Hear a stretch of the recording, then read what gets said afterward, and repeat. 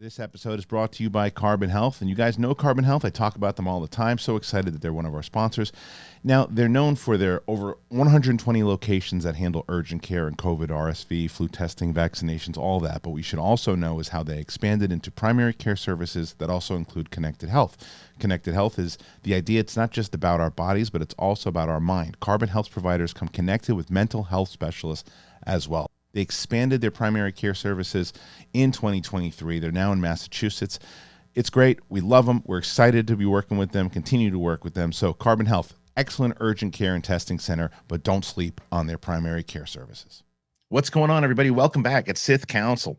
And we are back, kind of. Well, we're back together. It's going to be me and Steph, but we didn't want to just do another single episode by me. But next week, all planning to be on the in the studio covering Star Wars Celebration, all of that, afterwards. So don't worry about that. Today, The Mandalorian, season 3, episode 6, spoiler heavy discussion. Speaking of Star Wars Celebration, we'll talk about that. We'll talk about what we think we're going to see, and The Mandalorian in general. Is it in trouble? Well, we're going to discuss that and more on today's show. First things, as you saw in the beginning here, thank you to our buddies over at Carbon Health. Make sure you check them out. This episode is sponsored by Carbon Health. The other thing is that on April 28th, man, it's a big one. April 28th. If you are anywhere near the Los Angeles area, get to this show. Come see us live. Mike's going to be there. Steph's going to be there. We're going to talk a little Star Wars and stuff too on stage, but there's also going to be stand-up comedy.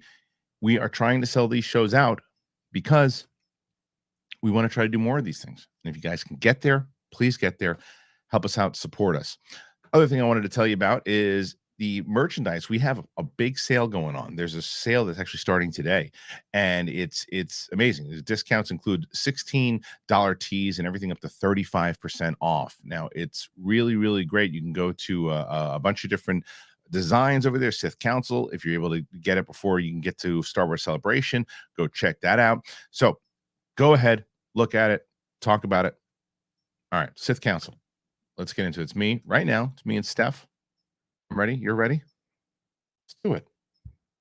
I can feel your anger.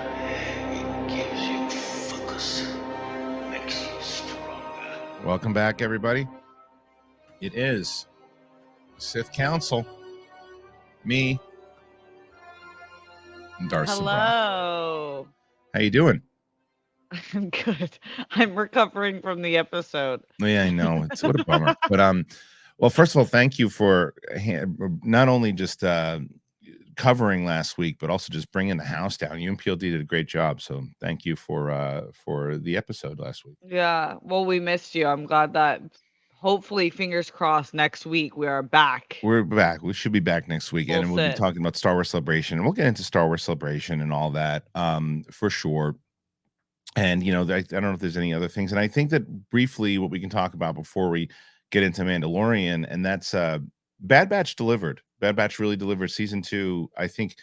And the reason I bring them up now is because I think that there's a point to be made that is relevant to this show, Mandalorian. And if you look at especially you and I, our biggest complaint with Bad Batch for a while was always like, side adventures of the week, and then they didn't know what the plot was, and we didn't know what the plot was, and we didn't care about the plot. And what they did, I thought, and I'm curious to hear your take on it, I thought brilliantly, was that a lot of these side missions that you didn't give a crap about, the stuff when they started focusing on the story was very intriguing. And then the last 4 to 6 episodes of the show was so heavy on the plot that you were so invested that I saw more people kind of invested in the finale of Bad Batch than I've seen people invested in season 3 of Mandalorian. Yeah, I also think it's funny that you bring up one of our criticisms being the side adventures, but I thought that they did do a good job of making those side adventures matter in the end. Like specifically, I was thinking last week with the pod racing episode featuring Tech, and then kind of just having more moments with Tech and giving bigger props to his character before he leaves us, I think you understand some of the choices that they made a little bit better. At least that's how I felt. No, I agree with you. I think because you get a little bit more invested in him for that. So those meant something. And the other thing is too, the difference, the argument you can make of Bad Batch over this show is that you can afford to do that a little bit more in Bad Batch, like an episode like the one you just mentioned, because you have 16 episodes. When Yeah. you only have 8 episodes and you're only doing 35 to 45-minute episodes, you got to focus on the plot. You got to tell me what the plot is, because my biggest criticism with this episode of Mandalorian is not the stuff with the plot. The plot stuff is working for me. The plot stuff of the getting the Mandalorians back together, the idea of Bo recapturing her glory and reuniting the entire culture, that works. The problem is they focus on that for maybe 7 minutes of this episode. Right, right. Like I at first when we see the Mandalorians that were a part of Bo's crew in the from the past seasons, I was like, "Oh, hell yeah." And I actually Yeah, love all of those actors. Like I was yeah, like, "Oh, this is great." And then I liked the pirate stuff too. Like I thought the creature effects are looking better and better every episode. I thought that the water tank was pretty cool. I liked that they were speaking in a different language and then made a note on talking in yeah. basic. I wish they would have stayed in Same, Alien though. Yeah, same, and just yeah. translate it to, like, we can assume as the audience that the Mandalorians would be able to translate it. Remember what they did in Boba Fett when they had the voice translator for the one alien. If you're gonna do it that way, Yeah, that's fine. But like, what was silly was she says, "I'm not very good. Basic isn't my first language." So she's trying to talk to Mandalorians. That was fine. But then she starts talking to the Mon Calamari in Basic. Why is she talking to right. him in Basic? She should Yeah, be and then she talking to him switched completely, right. agreed. Go back. Yeah, and then Yeah. as soon as that happened, I kind of got this weird feeling that the episode was gonna be a little weird, and then it was. It was It very started cartoony. It was very cartoony, and I think that the problem is, as a animated series, you watch this episode if it's animated and you go, "Well, that was a pretty decent. That was fine. Whatever. It's just an animated. It's just an episode of the Clone Wars. It is what it is." The problem is that you've established that that's not what the Mandalorian is. Yeah. Season one, especially that episode of Boba Fett when he's coming in and cutting MFs with the dark saber and in the meat shop and all that. It's like the tone has been all over the place, and this episode was corny. It was really corny. Right. It's like like you said, I agree completely. There's elements of the plot that I'm so here for. I Yeah, love Bo-Katan's me arc. too. I'm not loving Din's arc because I don't think there is one He's really right sidelined. now. He's Yeah. sidelined, and that's nothing. And obviously, nothing against Katie. I think that they should be focusing in on Bo, but they got to give Din more to do. Add 15 minutes to the episode and give him more to do. Right, more dialogue or I don't know, like, I liked some of the parts where he's kind of just, like the way he gets stuff done is completely different than the way she gets stuff done, and I like that parallel and the juxtaposition of those 2 characters moving in sync and kind of separately together, Yeah, and then, like, bringing, like, Quill's species back into it. I feel like there great. was a lot of good nods, but the execution just felt like, like we were in Disneyland. It did. It felt, and people have been using this as a reference. There are times that it felt like a Saturday Night Live sketch. A friend of mine tweeted out and said something that I thought was pretty accurate, and that was that the stuff with, and we'll get into it with Jack Black and Lizzo, felt like something out of like a sketch you'd see on the MTV Movie Awards, which I think was pretty. It was about the most accurate representation of what we saw there for sure. Fully. My thing was what I had said in my spoiler review, and I'm curious if you agree with this.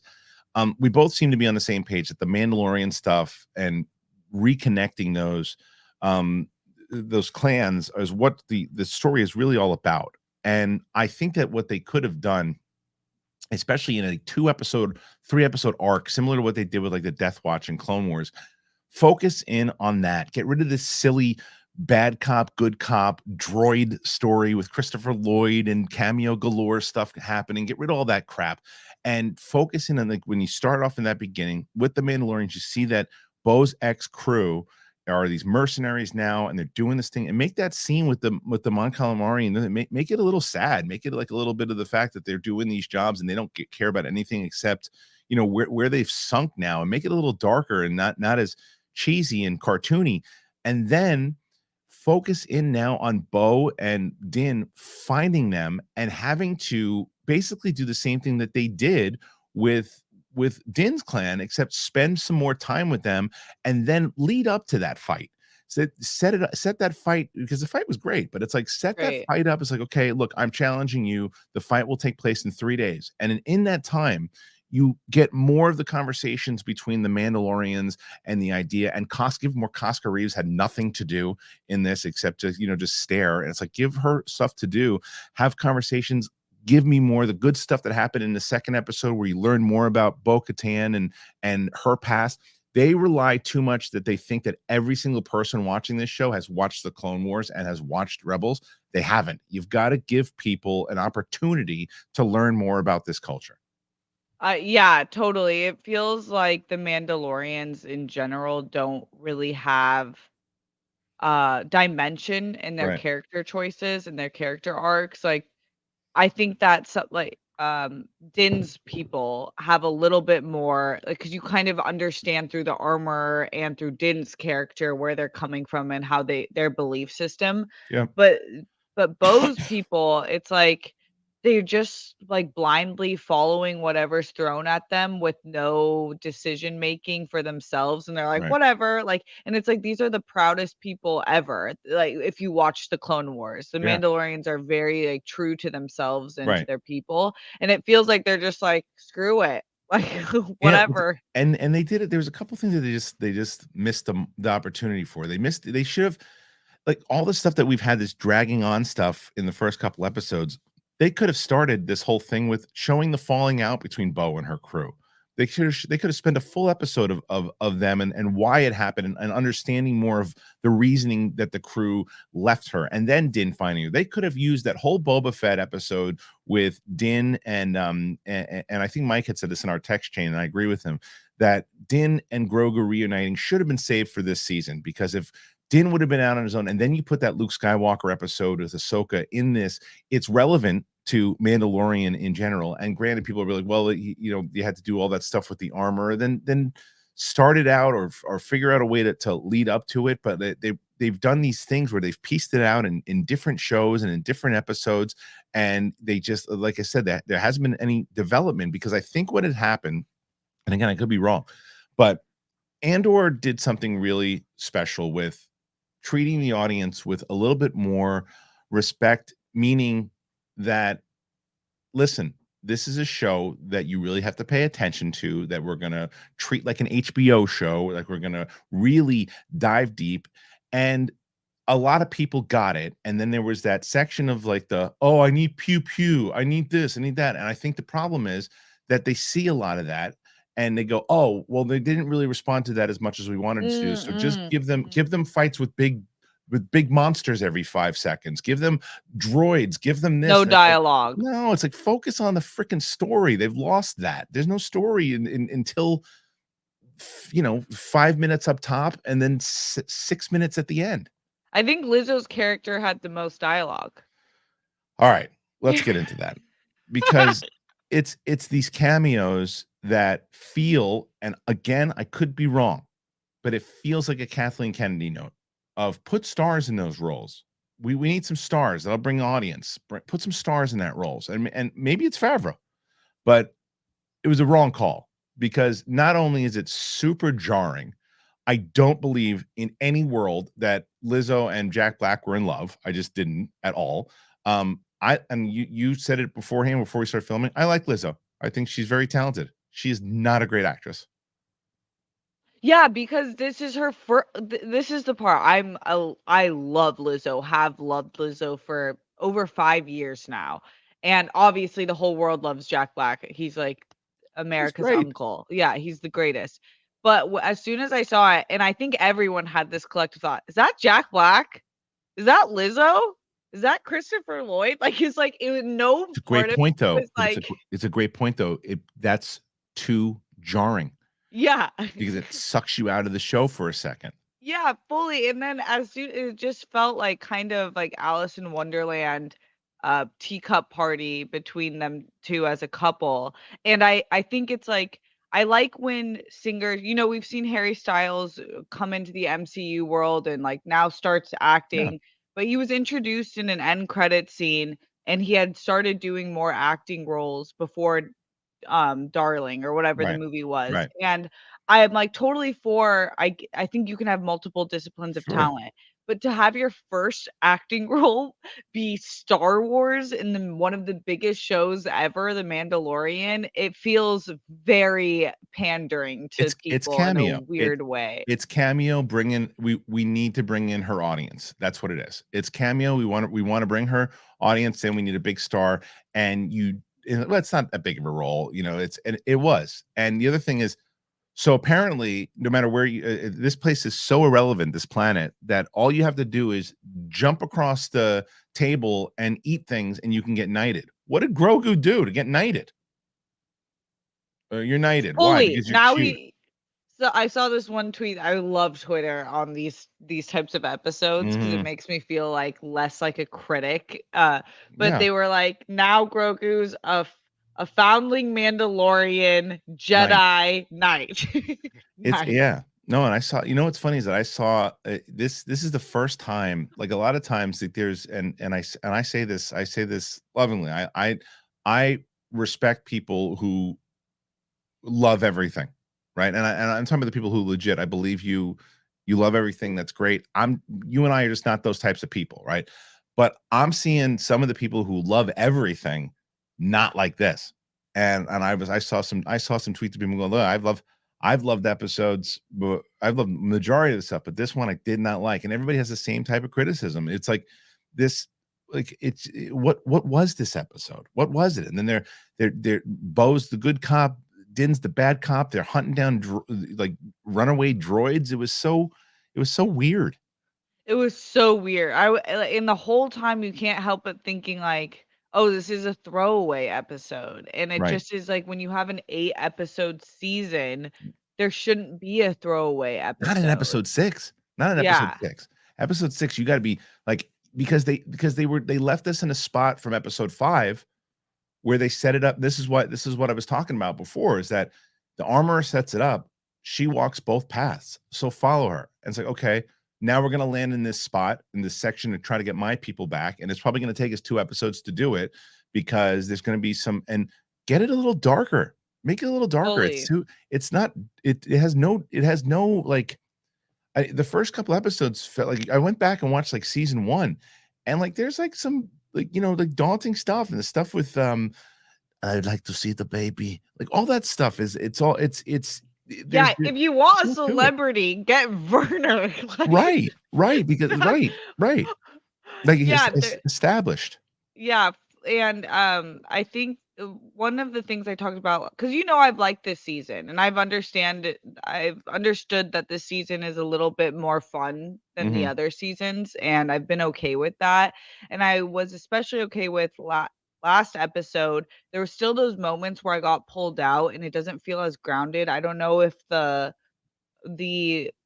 the look of it wasn't really working for me last episode. I feel like the Yeah, editing or the lighting felt a little weird, but I was okay with where we ended because I'm like, okay, all the threads that they've led us yeah. across this season is coming to this point now where we get Bo where she needs to be as a character, and then her and Din are gonna go do what needs to be done. And I was excited for the next few episodes, and then this episode happened, and I was like, "Oh, skirt!" Like we're just going back Yeah. into the Well, old pacing. they're approaching it like an animated series, and it's a bad move. And I think that the other thing that I think that they made a big mistake was I look at the people who did like the episode, right? Like, and I looked at like I saw Frank Janish's tweet, and I mentioned it on my spoiler thing. And Frank's a diehard Clone Wars fan, right? He's a diehard Star Wars fan, and he was like, "This just felt like a really I had fun with it. It felt like a really good episode of Clone Wars." And it's like for a Star Wars fan that hardcore, that's great. But if you want to survive as a pop culture phenomenon like you were and having everyone watch this show, you can't do that. You can't do that for a lot of different reasons where people who were into the serious tone of what The Mandalorian was and now treating it like this animated show. Plus, they assume that everyone has watched these shows. They don't dive deep enough into developing anything. And it's kind of like cotton candy. And it's like this show should not be cotton candy. It wasn't cotton candy in the first 2 seasons. It shouldn't be in season 3. Yeah, yeah, I agree, and it's I was so looking forward to Bryce Dallas Howard's Me too. episode, Yeah. just because I have loved her episodes in the past so much. I think she's an excellent director, and a lot of this was in the writing and just in the Yeah. story arc, Yeah. so it's not really as much on her, but Well, it I think was, it's both. I think it's a mix.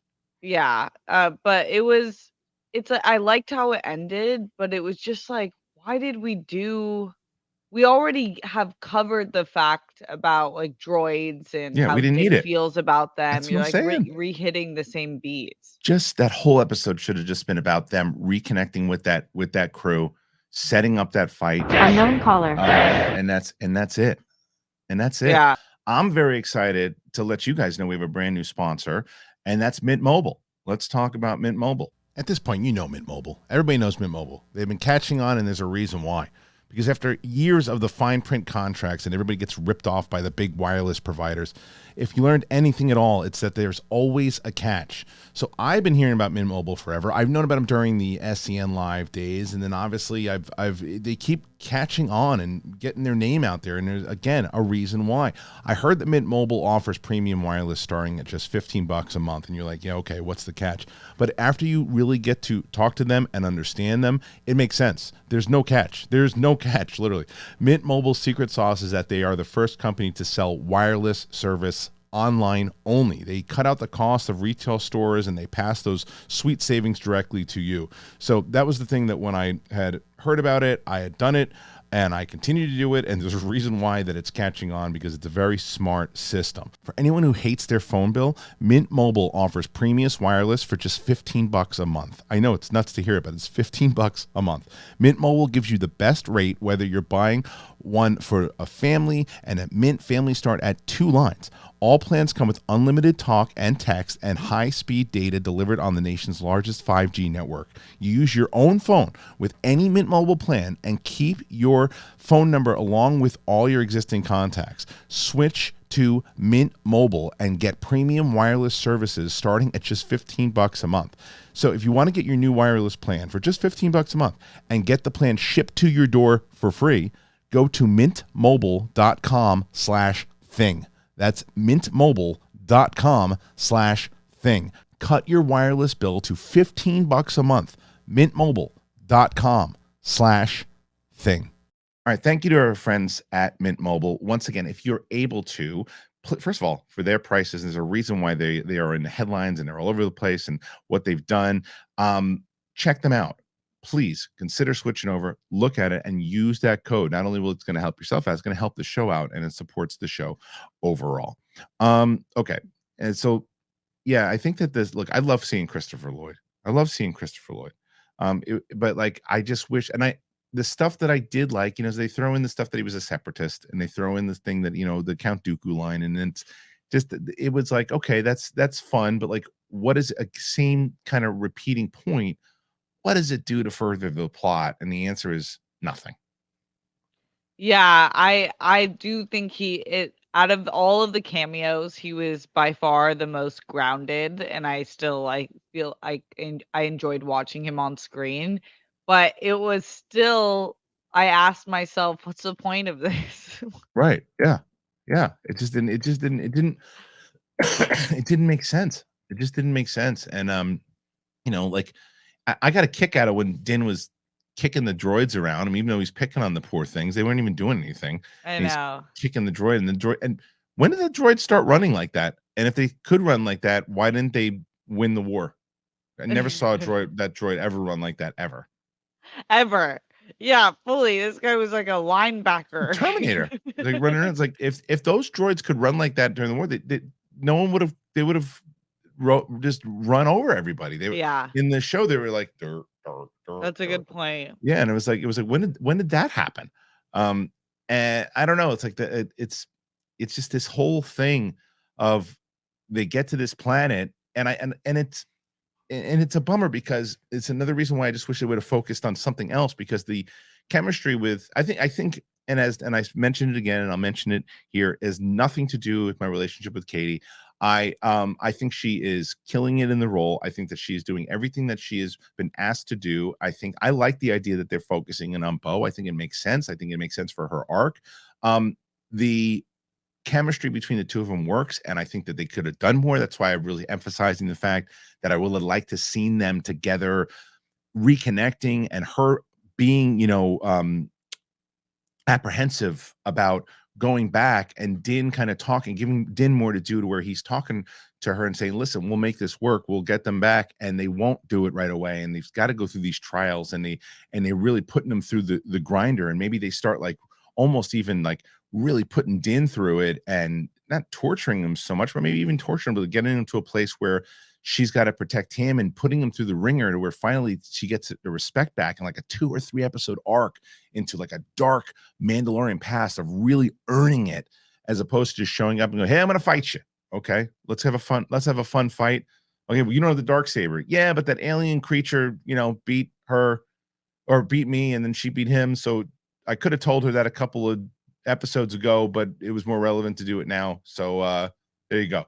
It's like, Yeah, because she could have walked up with the dark saber yeah, he could have helped her because out. he clearly knew that Yeah, he could the have. entire time.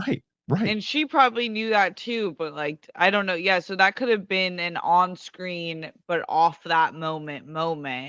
And then they could have come and like actually had conversations about like politics and how they leadership and what they want to do, what's the plan moving forward. Now that she's met all these other Mandalorians who are okay with the fact that they walk a different way of life. But Right. I did like that she came and she was like, "Knuck if you buck," like she was ready to go, like, True, but but you it but you make wasn't I don't think it was the right choice. no, because you made a fantastic point. He already knew this. He already Yeah. knew that the saber was not his anymore.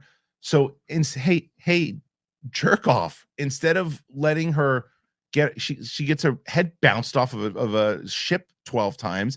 Instead of her letting her get her ass kicked a couple times and having to fight, just go, you don't need to fight him. Why? Because it's yours. Just walk in there with the saber. Say, I Yeah, actually, yeah. say it's yours. So just go in there and say, I've got the dark saber back. I earned it back. So follow me. And they were like, all right. That's all it is. And Right. it's and so it was just kind of like I thought Din was gonna scrap with her, and then it was like because when we were doing our spoiler reviews of that episode 2, there were quite a few people who said, well, didn't Bo earn the thing back because that creature beat him, and then she got the thing? And I was like, I don't know if that's necessarily how it works, but apparently it is. I didn't Yeah, 'cause mind. Yeah, I didn't know if it had to be in hand-to-hand combat. right. Seems like it was, but I think it's the problem. I think that they're changing the rules. I think that they're Yeah. changing the rules a lot, and I don't think that they had, unfortunately. I think that this show this season is suffering from what the films suffered from, and I don't think they really had a plan. I just don't think that they did. I think that there was, they have a couple things and little things that they want to piece together and where they want to go with it, but ultimately, I don't think that they have a plan, and I think it's been pretty relevant to where they're relying on Star Wars moments and creature fighting and those types of things, and that works well in animated. That works well in these series like Bad Batch, but when you're telling a story on television, and especially after you come after something with the writing so crisp like Andor, it's going to stick out like a sore thumb. The writing in this episode was bad. It was a badly written episode. Well, and now I'm even like I said that it was the Lizzo and Jack Black characters were giving me Alice in Wonderland vibes, Yeah. but even It's more called so Isn't the episode called Through the Looking Glass? it should I be. think it is. No, it's called Hired Guns. Oh, was it? Okay. Yeah, that's hilarious though, Oh, Kristian. okay. I thought it It was. probably is. But the end, like the croquet scene, the space croquet, Yeah. this was so the Queen of Hearts and her little like nub of a husband in the movie Alice in Wonderland, I was And like, the queen yeah, and the yeah, king. Yeah. yeah. Yeah. But just and we love Alice in Wonderland, but What do you that was mean? That's just so wonderful. I had a cameo in there as well. They cut it out. That's okay. I'm no, going put to the us Lizzo concert next week. right. Everyone on set's kids are going to the Lizzo concert. 100%. But it was like, yeah, it was a real bummer because I couldn't even it's only so much you can cover with it. It's like, then they have that silly scene where they go in, like they go into they're doing like the full analytics on the droid, and they're going through the nano things and all this No stuff, one and it's cares. no one cares. That had nothing to do with anything except just wasted dialogue. And then Bo and Din knew more than the freaking doctor or whatever the whoever the Right. person Right. was. She's like, "Oh, that's just ribbed sequencing." And Bo's like, "That's Then that's nano, letters." right? And it's like, what are you doing there? Or do you like it? And then the idea, the kind of the playoff of how we're all addicted to our computers and our phones, and it's like, well, we can't survive without the robots or the droids, and you can't do this. And it's like, okay, it's like, but what is it really? And then what was the real motivation for Christopher Lloyd? And it was like, didn't it just play like a Clone Wars episode? Yeah, it Yeah, did. It definitely did. And like the droid like everything kind of I could see being in a writer's room and being like, that's fun, that's right, cool. Like a right. droid bar, like all these droids get second Yeah, that was it chances was post yeah, Empire. yeah. But then collectively it was like too much. Like I felt like I was really walking through a theme park the entire episode. Yeah, and it's like, but use that bar for a different purpose. Use it to actually further the actual story itself of information through Moff Gideon's people or anything else too, or tie it into the overall storyline. Same thing with the Ugnaughts. It was great to see the Ugnaughts again, and the idea that because of Krill, there was a kind of kinship, and he knew how to talk to them. I loved all that stuff, but again, I loved it outside of the story that they were in. I wish they were in a different story, the same kind of moments to where he knows how to talk to the Ugnaughts now. I think that was great. And yeah, Yeah, you just yeah. but do more. And then what happened, by the way, with this IG-11 story? Like, what happened to that story? It's Oh like, my remember, like gosh. there was the story in the beginning which we didn't like, where it's like, oh yeah, we're gonna bring him back to life, and then it's like, and he's gonna help us because I need him. I out of all the droids, I need him to come to Mandalore. Oh yeah, well, we can't get him back though. Okay, so you know what? He's gonna be like the sheriff of Navarro is what's gonna happen. They're gonna go back in the finale, and they fixed him up, and now here he is walking around as the new sheriff because they have no But it's sheriff there. true, it feels like they just did that in hindsight to look at Babu Frick's people, and that's what I'm Right. saying, like, the whole season, it kind of, when I look back, feels like a theme park where you're Yeah. walking through Yeah, exhibits I of agree with Star you. Wars and all the different groups of species we've seen in the movies and shows before and been Right. like, "This is their exhibit." Like, Yep. "This is their Yeah. exhibit." Yeah, it's true. It's because it's just like they aren't focusing in on an actual story. And when they do, it works. But they just if this show has been, let's say, 100% of if you take 100% of what this series has been thus far, I think 75 to 80% of it has been, as you say, theme park moments and look how much fun. Don't worry, this is the Star Wars stuff. These are the Star Wars themes, and this is kind of like an animated show brought to life. And then 20% of it is story, and that's being generous. Yeah. Yeah, Yeah, and with the I agree with you on the Bo-Katan stuff. I actually really love the Bo yeah, storyline. I think that it's cool. I think that it makes sense. I think it's a great use of Clone Wars and connecting it hmm to live action. I just wish that there was more of that. If that's the story, then make that the full story. 100%. And it's like, and don't assume that everyone is like us and knows her story. Mike doesn't. Mike doesn't know the full story of it. Like, she had a couple of lines in episode 2. Show me some stuff. If you have to like de-age Katie by 10 years or 15 years, and show her when she was younger during the period that we saw Clone Wars, then do it. Like, and show me a little bit more. How great would it have been to have a whole flashback scene instead of this silly nonsense with droids. Give me a flashback scene during the time when Mandalore was really thriving, and show me Satine, and show me their relationship, and show me some of the Yeah. stuff. Flashback and let the audience know who didn't watch Clone Wars what was going on in Mandalore. It's called The Mandalorian, and it's like they're just giving you like these kind of like, well, it's just fun now, and it's like Star Wars should be fun, but you also got to, if you want to play in this again pop culture show that kind of was this phenomenon, and not just have to rely on Grogu to do it. You got to give a good story. And look what they did with Boba Fett and Fennec and all this stuff that they did when Boba Fett appeared in that episode where Grogu was tying into the Force and all that, and then they interweaved Boba to get his outfit back. That was a mixture of Star Wars moments, fun moments, theme park moments, if you will, mixed with relevant story. And that has been lost in a lot of this show thus far this season. Yeah, I do think that there was maybe a detour in the sense that they didn't realize how popular Grogu was, and I know that he wasn't supposed to be in every single season. And so maybe some of the storyline has shifted because it feels like they're like, "Oh, well, now Din's a daddy, so he can't be the leader of the Mandalorians. So Yeah. let's bring They in put Bo," which I think was a great idea and makes a lot of sense. Sure. But it just is the execution feels a little like they weren't ready to put out season 3 yet. They could have focused in on Bo, gone into her backstory and everything that they've done without sidelining Din.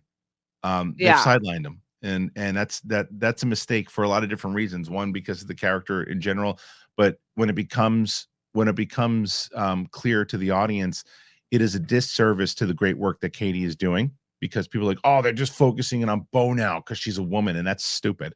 yeah, That's stupid. She's one of the most relevant Mandalorians in the culture and in right, general, and totally. she should be focused on.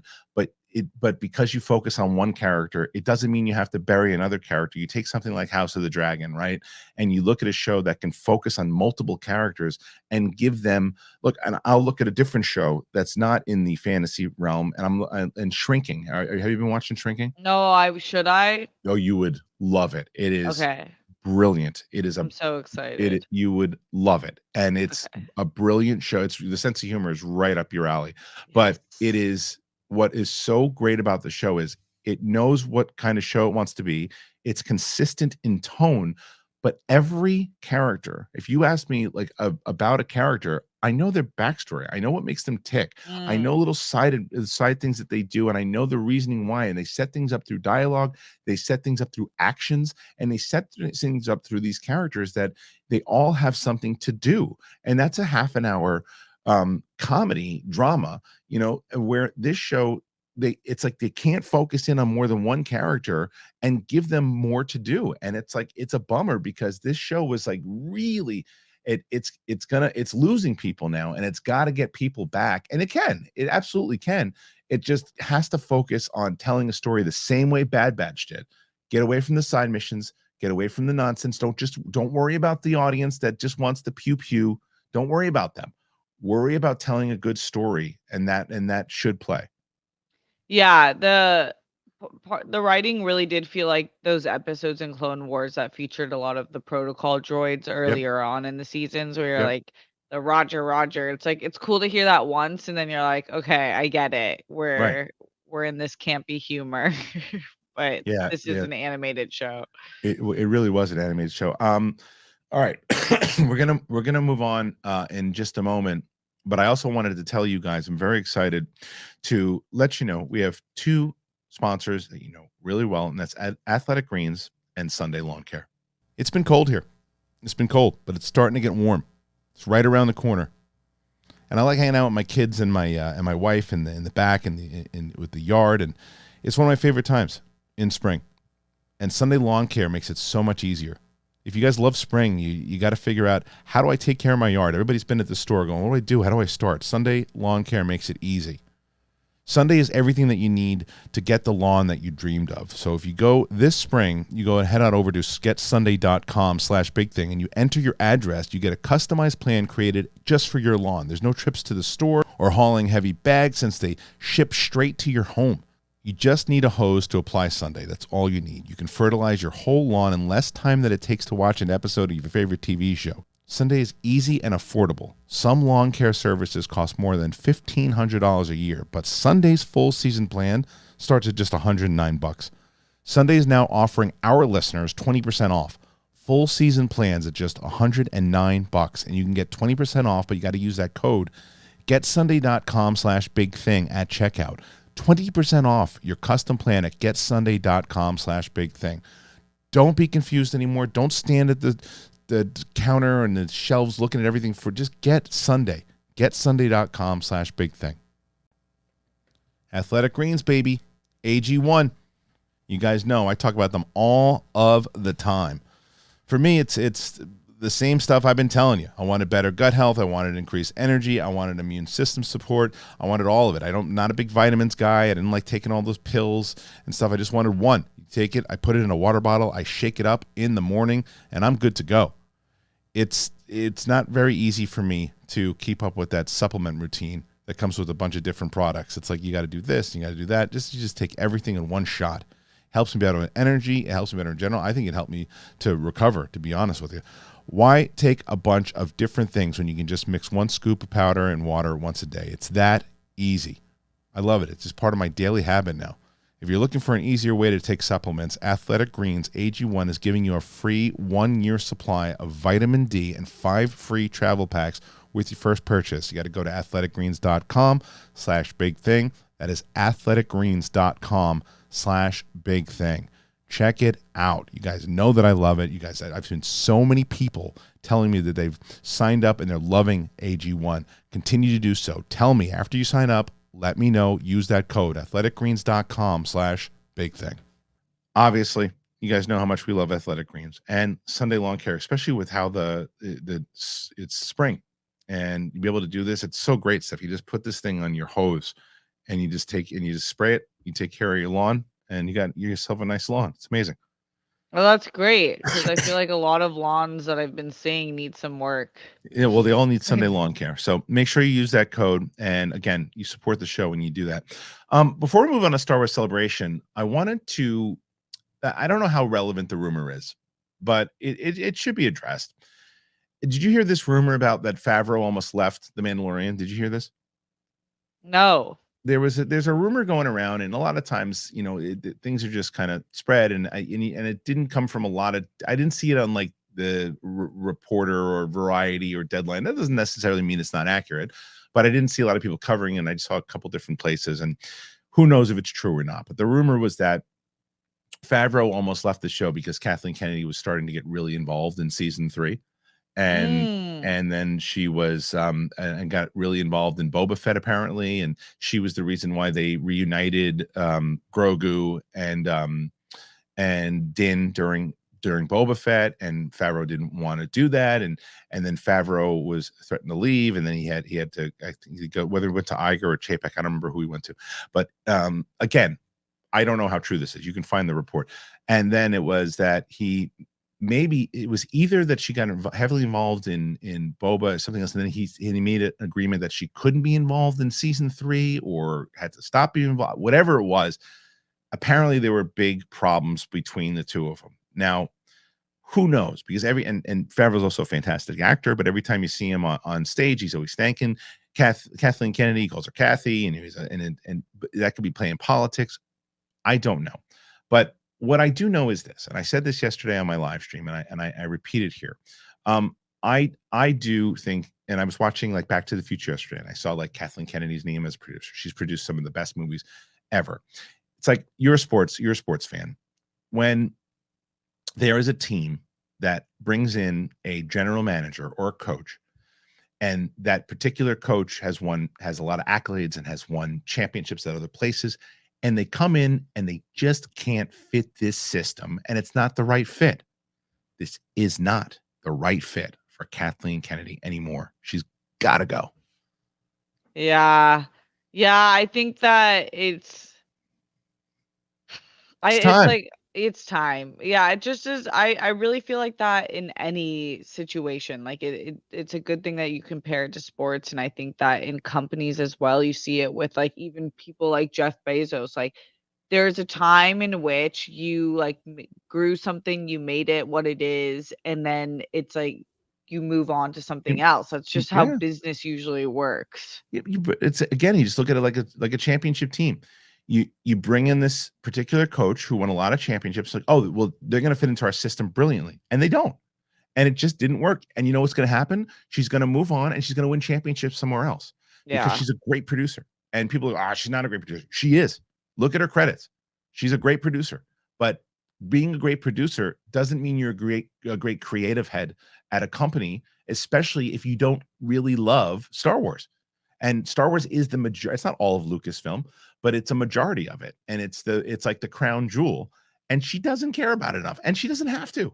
But if she has to, if she wants to, I think if she wants to run it in the capacity that she's running it, and if the rumors are true that she's getting so heavily involved, and apparently she's super heavily involved in the Acolyte, that makes me very nervous.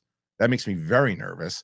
But I think, and creatively involved is what I mean, not just involved in general. If she's involved with casting and those types of things, and she's involved with producing, then great. That's what her strong point is. But if she's if there's some rumor, again, I don't know if it's true, I can never remember what's true or not, but if there was some rumor that they were going so far off of George's original philosophies, you got to stick to George original's philosophies. That's Star Wars. Yeah, I wonder, and I curious what your opinion is. It's like the more that I see shows being really successful on other streaming networks and shows that feature children or are like kid friendly, like Wednesday or Stranger Things on Netflix, it's like, do you think some of this has to do with that Disney like pressure for the Disney audience? Like I know we've seen Andor do its own thing, but it feels like they keep reverting back to this. And I feel like Marvel shows struggle with the same issue sometimes. I see from what I heard, again, don't know how true it is or not, but this comes from a pretty good source. Disney doesn't get too involved in Lucasfilm's shows. They say, this is the show that we're making. This is the one that they get involved in a way of going, hey, like when Chapek was around, we need more material. We need this. Can you guys give us this? And they go, yeah, here's Bad Batch. Here's Andor. Here's this. But they don't get involved with the creative of it. And I didn't know that as much, but from what I heard is that they don't really, Disney doesn't give notes on a lot of the stuff that they're doing. It like, you know, like you said, can we make this a little bit more fun? Can we make this? That's not from what I've heard, is that's not what they're doing. That comes from Kathleen Kennedy, and that comes from, you know, a lot of stuff that I heard with her is that, again, the stuff that I think is incredibly misguided, and that's thinking about things are too inside baseball and not wanting to approach different stories and things too that have been that have resonated with the audiences that have either read them or played them. And a good story is a good story. And if you can, you know, I think that they've had this golden opportunity of this well-written stuff that they have, and just bringing in screenwriters to adapt stuff. Look at what they're going to do with Harry Potter, right? They're taking Harry Potter and they're going to make the original books. They're going to take those books. You heard about this? Yeah. Yeah, a little bit. So they're basically going to turn, instead of, like, so book one, which came out in like 2001, the movie was a full-on book that was condensed into a 2 hour and 15-minute movie, right? And there was a lot of stuff that was missing from it, but at the time there was no streaming.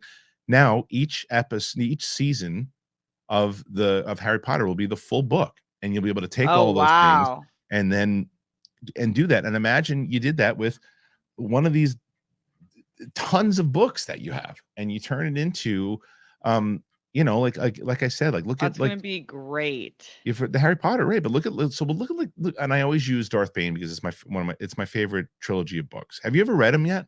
No, I would Oh, love to. Steph, you lose your mind. Yeah, I'd love to. You lose your mind. You really should. And if you do read them, listen to the Emperor or the Sith theme while you read it. Okay. It's fantastic. But anyway, if you took those books, that's 3 seasons. You'd have 3 seasons, just like that, and you adapt them, and you do, and it's as opposed to, and there's great writing in a lot of these books that they have, and Claudia Gray, Alexander Freed, James Lucerno, Christy Golden, among, and I'm leaving tons and tons of people out. But use those people, and they don't do that, and they really need fresh leadership over there. They really do, because it's a mess, and that's going to lead into Star Wars Celebration here. It starts on Yeah. Friday. I'm not confident with any of the announcements that are going to come out. I'm bummed, because like, it's Star Wars Celebration is such a tricky thing, right? It's like, still to this day, my favorite out of all the cons. It's my favorite because, as I mentioned beforehand, like when you go to Comic-Con and you go to whatever these things are, you walk on the floor and you might be a fan of a particular thing, and then you turn to the right and you might not be a fan of that thing that's focused on. Everywhere you turn at Star Wars Celebration is Star Wars. So you're you remember when we were walking around the main stage, there's Star Wars stuff, there's stuff on the right, there's merch, there's this, and it's just that it's a different type of feeling, and being in those panels and the energy. But I don't know, how you feeling going into this Star Wars Celebration. Are you optimistic? Are you pessimistic? What's your thoughts? It's interesting because it's coinciding with The Mandalorian. I feel like a lot of my confidence of Star Wars in the future Yeah, was on how successful and how much I loved The Mandalorian and its execution, and then Andor thereafter. right, And even The Bad Batch, like I especially the end of season 2, I thought really pulled it together.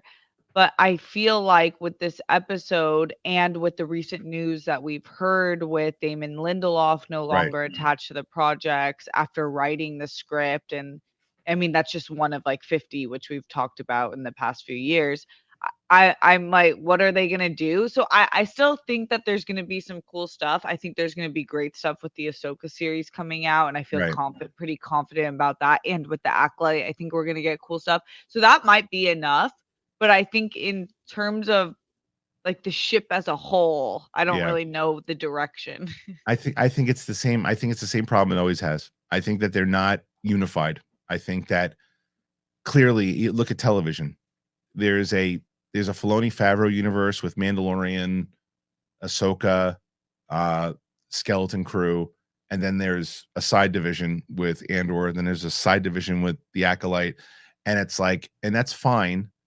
And you clearly Andor proved they don't have to all be under the same banner to work, but it just does. And like, the plan on Friday with the movies is going to be very telling. It's going to be very telling of what it is, the kind of reaction it's going to get. Um, I don't know. I like that they got the Peaky Blinders guy. I like the director, Ms. Marvel. I like the team, but what's the story? What's the plan? So it's Yeah, it's yeah, reminding me of Solo. Like it's a little yeah, like yeah. And so and I know they what is it? filmed a lot of Solo before they started changing things, but it They filmed feels a like ton. Yeah, it yeah. does. Yeah, it's similar, and I think that Ahsoka is going to be the story of the for as far as content. I think they'll probably release a trailer. Acolyte will probably release. You'll have the cast come out. Maybe they show a teaser for the audience. I don't think we're going to get anything publicly. And then Skeleton Crew might get some stuff, but yeah, I think it was a mistake to release this episode of Mandalorian the week of Star Wars Celebration. They should have hit with something big. They should have had something like some big buzz episode, not necessarily, Luke Skywalker episode, but some kind of big moment like that. They should have had a big episode leading into it. So the hype was just next level walking around. And instead it's like looking at people who normally love Mandalorian going, what the hell was that? What was that? Yeah. It's a bummer. It's a real bummer. Yeah. But the apparently also what's it? Jedi Survivor is getting good reviews, so that's interesting. I Yeah. started actually giving Knights? Jedi Fallen Oh, okay. Order. Oh, okay. And I started Knights, but Okay. I downloaded Knights, but Okay.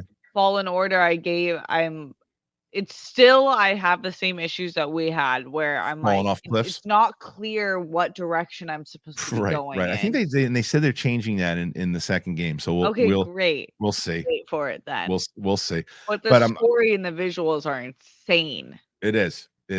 I'm excited to see it. But look, that's really all we got for Yeah. today. I'm very curious to hear what you guys think. Did you like it? Did you not like it? Are you on the same page as Steph and I? Are you a different page? How are you feeling about Star Wars Celebration going into it? Do you think they could turn the ship around?